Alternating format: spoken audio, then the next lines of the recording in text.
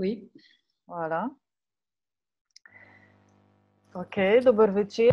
Moje ime je Nataša Petrešin Bašlez, javljam se vam iz Pariza in sem skupaj z Nicole Fernandez Ferrer, direktorico Centre Audiovisuel Simone de Beauvoir, s katero vam bomo predstavili teh nekaj par videov, ki jih boste videli danes večer in pa jutri zvečer.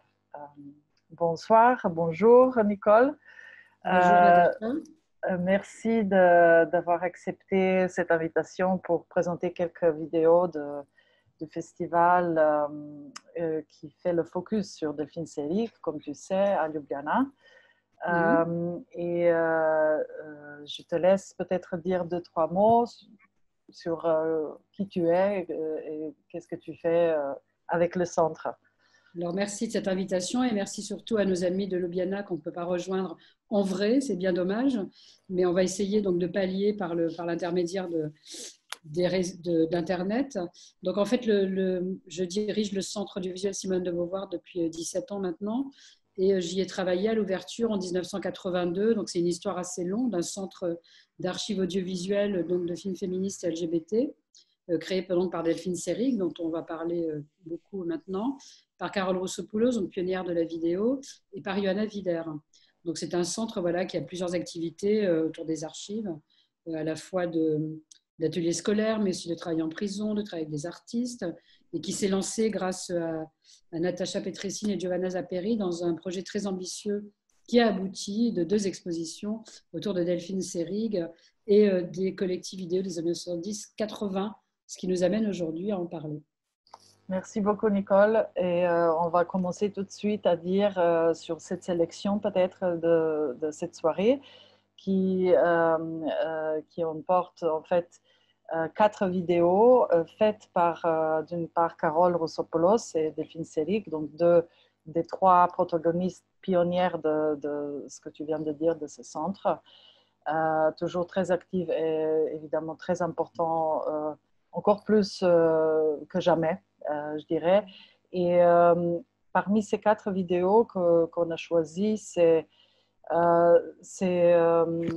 l'idée était un peu de porter l'attention sur le fait que ces femmes ont été profondément, bien entendu, militantes et féministes à l'époque, mais toujours avec aussi un regard qui allait au-delà de justement seulement où elles vivaient. Donc cette première programmation a les vidéos de Carole Roussopoulos, Jean Genet parle de Angela Davis.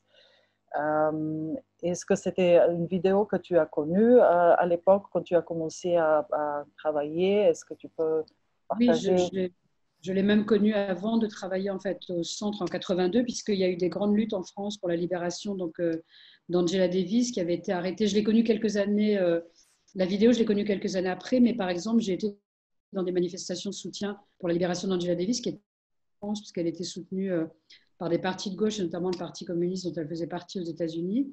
Donc elle avait été arrêtée, on peut peut-être rappeler juste qu'elle a été arrêtée parce qu'on l'a accusée d'apporter des armes donc, à des militants des Black Panthers. Et à la suite de ça, donc Jean Genet, qui la connaissait, a lancé en fait un appel pour sa libération. Et c'était un appel très original parce que lancé directement en fait au gouvernement américain, à l'administration américaine et aux Américains. Et c'est un morceau d'anthologie en fait de la lutte pour sa libération, puisqu'il a été donc enregistré. Il devait passer à la télévision dans une émission de télévision qui a été censurée, comme l'avait bien deviné à la fois Jean Genet, mais aussi Paul et Carole Roussopoulos, puisqu'ils ont filmé et pris le son ensemble. Et donc, c'est le témoignage qui nous reste, avec aussi un écrit de Jean Genet sur cette période-là. Donc, c'est un témoignage précieux qui montre aussi l'engagement des féministes françaises et internationales dans des combats internationaux, des combats antiracistes, des combats politiques de libération, dans lesquels elles ont toujours été très impliquées. Peut-être, alors, ça vient aussi de leurs origines et de leur parcours de vie, car aucune de nos 3 fondatrices, en fait, ont eu des parcours dans plusieurs pays, par leur lieu de naissance, par leur famille, par leurs origines, et donc déjà étaient très sensibles à cette dimension. Mais le féminisme des années 70 était intersectionnel sans le savoir encore. Tout à fait. Et ce qui est aussi peut-être intéressant à souligner, c'est que Carole, elle a utilisé une des premières vidéos caméra à l'époque en tant que femme. Oui, en fait, elle a tout de suite compris à quoi pouvaient servir ces caméras.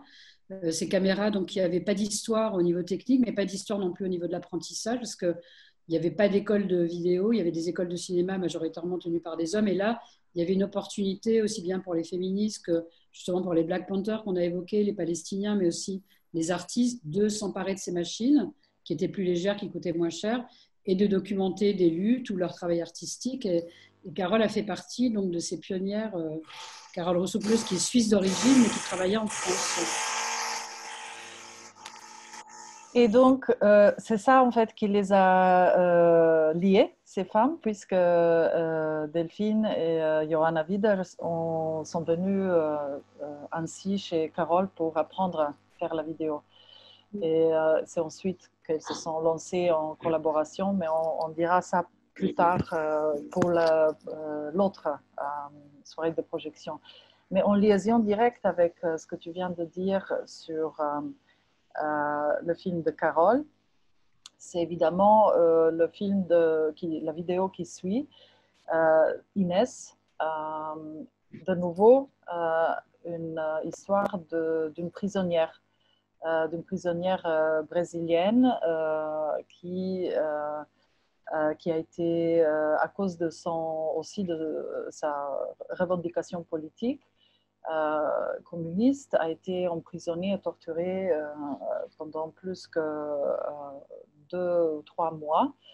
Et suite à cela, Delphine Seyrig a créé une des premières vidéos à elle, qui est, il faut quand même prévenir les spectatrices et les spectateurs, c'est une vidéo explicite. Oui, très difficile à supporter. Voilà. Donc, en fait, Inès Etienne Roméo donc, était une militante de gauche brésilienne. Donc, on est à l'époque, on est en 74, on est à l'époque de la dictature au Brésil. Et donc, elle va être emprisonnée, elle va être torturée, elle va être violée. Et des féministes en France et dans d'autres pays vont décider d'une campagne donc, de soutien, de demande sur toute sa libération. Ça va être fait sous plusieurs formes. Il y aura des réunions, des conférences de presse, des cartes postales qui vont être envoyées en nombre aussi à l'ambassade du Brésil et au gouvernement brésilien. Et cette vidéo, qui est une première pour Delphine, parce qu'elle va recréer en fait son incarcération et les violences qu'elle aura subies. Donc elle décide de passer par la forme de la fiction pour justement avoir beaucoup plus d'impact peut-être sur les personnes qui vont voir cette vidéo et qu'elle aimerait se voir mobilisée pour la libération donc, de Inès Etienne Roméo. Et effectivement, ce film aura beaucoup d'impact et circulera beaucoup à l'époque. Et juste pour s'il y aurait la question, en fait, Inès n'est pas interprétée par Delphine Seyrig. Non, pas du tout. Elle est interprétée par une comédienne. Delphine donc réalise et à la caméra, mais elle a fait interpréter par une comédienne. Et cette vidéo-là, elle a donc, comme tu as dit, elle a donné lieu à une lettre signée aussi à Francfort, Oui, tout à fait. en Allemagne, pendant un congrès contre les violences faites sur les prisonnières politiques. Politique, oui, puisqu'il y avait en fait une conjonction aussi avec la question des prisonnières politiques allemandes, par exemple, et on pourrait l'étendre aussi à d'autres pays.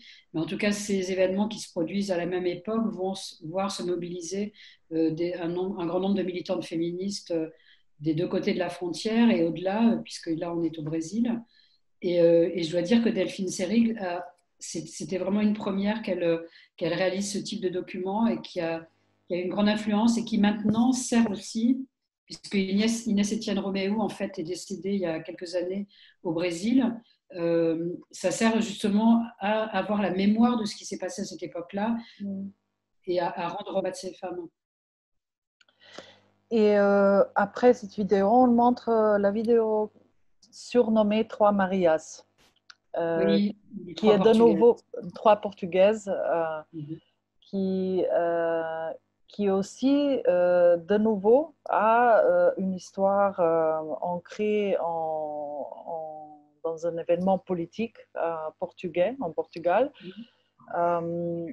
et qui est signé par Delphine de nouveau, mais qui inclut des moments d'une manifestation à Paris aussi, où Delphine et d'autres actrices et féministes récitent donc des extraits de livres qui a beaucoup circulé donc, au Portugal et qui a été un des débuts de féminisme en Portugal. Tu peux nous dire aussi quelques mots dessus? Oui, alors le livre donc, qui s'appelle Les Nouvelles Lettres portugaises. Donc, je vais peut-être redonner les noms des trois Marias. C'était Maria Isabel Barreno, Maria Teresa Horta et Maria Velho Costa. Donc les trois Maria, voilà, Maria étant un prénom très courant dans les pays catholiques du sud de l'Europe. Donc ça c'est aussi assez ironique. En fait, elles ont utilisé le titre des Nouvelles Lettres portugaises en référence aux Lettres portugaises, qui est un texte qui date du XVIIe siècle, dont on a longtemps attribué la maternité à une religieuse, mais en fait apparemment c'est un homme qui a écrit ce texte. C'est un échange de lettres entre une religieuse et un officier français. Elles ont donc choisi ce titre parce qu'elles savaient que ça faisait référence pour les Portugais à quelque chose de connu. Le livre a été immédiatement traduit en fait en France et publié en France et a connu vraiment un grand retentissement. Et Delphine et d'autres ont décidé de faire une soirée de lecture, donc avec ces différents textes, poèmes, etc., avec de la musique aussi, qui était parce que ces femmes ont été condamnées en fait pour, alors je ne sais plus comment dire, pour atteinte en fait au moral public, enfin au moral de la nation. C'est ça. Mais elles avaient carrément attenté au moral de la nation portugaise, qui est quand même un grand, voilà, une implication assez énorme. Et elles ont été condamnées à 2 à 5 ans de prison. Donc ce n'est pas rien. Et ce mouvement, donc ces réunions à Paris, et particulièrement ces soirées, sont venues appuyer justement aussi leur demande de libération et à faire connaître aussi leur situation et à faire connaître leur texte, puisque leur texte, en fait, c'est une dénonciation de la société machiste portugaise. Et donc c'est ça qui, soi-disant, portait atteinte au moral de la nation portugaise tout entière.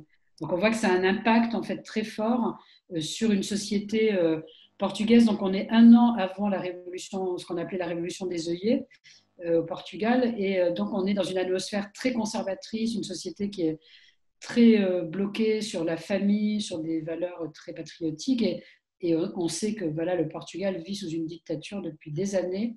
Donc la société est complètement ankylosée dans cet état, et ces femmes vont avoir le courage, voilà, de porter atteinte en fait, et effectivement à ce qui se passe au Portugal, et de vouloir bouger les choses, remuer et faire part de leurs idées.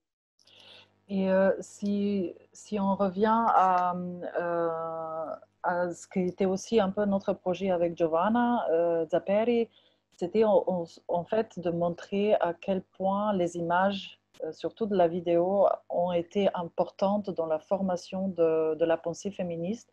Et pas seulement comme, par exemple, cet exemple nous montre à quel point les lettres, les lettres en sens d'écriture, de publication, ont été évidemment fondateurs et fondatrices, la théorie évidemment aussi, mais et là où le centre aussi a eu un rôle pionnier, c'était en effet dans la production des images, la distribution des images. Et donc, ce qu'il faut rappeler, c'est que ces 3 vidéos, en tout cas, dont nous avons évoqué maintenant, et que le public va pouvoir regarder, elles étaient faites dans les années 70. Et c'est quelque chose qui a été ensuite montré quand le centre a été fondé en 82. En fait, ça a été montré à l'époque. Alors, l'idée très originale qu'ont eu ces 3 femmes, et qui n'était pas du tout courante maintenant avec nos yeux de 2020, ça nous semble banal, c'était l'idée de, après avoir produit pendant 10 ans des vidéos, puisqu'elles ont commencé à la fin des années 60-70, de conserver ces vidéos, mais pas seulement de les mettre dans un placard, de les faire circuler et d'en faire de nouvelles.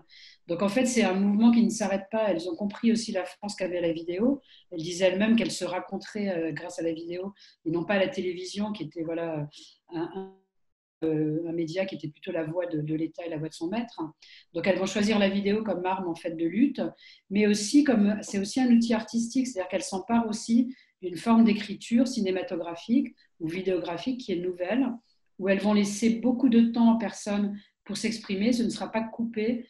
Il y a du montage bien sûr, mais c'est aussi on laisse la pensée se développer, on laisse les personnes donner leurs idées, progresser dans leurs idées, et on ne plaque pas un commentaire. C'est extrêmement rare dans les vidéos qui ont été produits dans les années 70 et même après par des féministes et par les femmes fondatrices du centre, d'avoir un commentaire. Donc c'est vraiment les personnes qui regardent qui vont aussi se former leur idée par rapport au film qu'elles voient.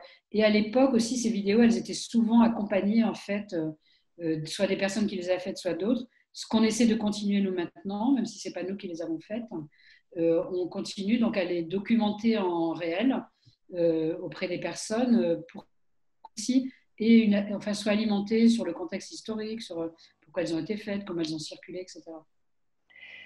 Et pour finir, on a inclus la vidéo de Delphine Seyrig, encore une fois, sur la mort et surtout le funéraire de Simone de Beauvoir. Simone de Beauvoir était aussi celle qui a donné le nom au centre audiovisuel et qui l'a accepté. Et pour Delphine Seyrig, c'était comme pour beaucoup d'autres femmes. D'ailleurs, ça témoigne très bien dans la vidéo. C'était vraiment une figure de mère spirituelle, mère combattante. Et c'est une des dernières vidéos qu'on a, en effet, de Delphine Seyrig, me semble-t-il. C'est fait en 86. Oui, ça a été tourné en 86, donc lors de l'enterrement de Simone de Beauvoir, donc qui est décédée en 86. Et Delphine donc, a décidé de garder la mémoire, non pas tellement de la cérémonie de l'enterrement, mais surtout de l'élan international, national et international qu'il y a eu autour de la mort de Simone de Beauvoir. Et donc, on a des images, en fait, d'un public très varié en termes d'âge, en termes d'origine, qui assiste donc à cet enterrement. Et on a aussi, elle a une très belle idée, non seulement les fleurs, mais tous les messages qui ont pu être à cette occasion-là donnés par des femmes du monde entier, des États-Unis, d'Amérique latine, d'Asie, de France, enfin, etc., qui portent témoignage de l'influence fondamentale qu'a eu Simone de Beauvoir par ses écrits, mais aussi par sa vie, sur toute une génération de militantes et pas que, aussi sur des femmes qui ne sont pas nécessairement militantes, mais qui se réclament aussi de sa pensée. Merci beaucoup, Nicole, pour m'avoir joint. Želim vam lep večer in se vidimo spet jutri. Hvala lepa.